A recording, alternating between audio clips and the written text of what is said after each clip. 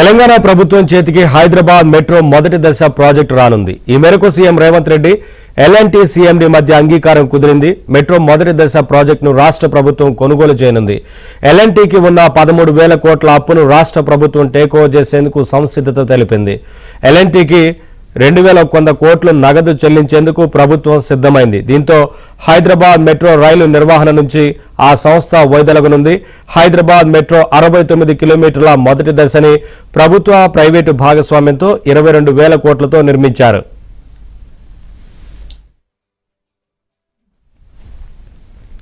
ఇదే అంశానికి సంబంధించి మరింత సమాచారం మా ప్రతినిధి నుమాన్ అందిస్తారు.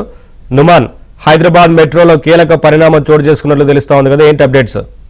ఎస్ నవీన్, ఇటు హైదరాబాద్ మెట్రో రైలు నిర్వహణకు ఎల్ఎన్టీ సంస్థ గుడ్ బై చెప్పింది. తెలంగాణ ప్రభుత్వం చేతికి హైదరాబాద్ మెట్రో మొదటి దశ ఇక అందిందని చెప్పవచ్చు. సో సీఎం రేవంత్ రెడ్డికి ఎల్ఎన్టీ సీఎండీ మధ్య అంగీకారం కుదిరింది. మెట్రో మొదటి దశ ప్రాజెక్ట్ ను రాష్ట్ర ప్రభుత్వం కొనుగోలు చేసింది.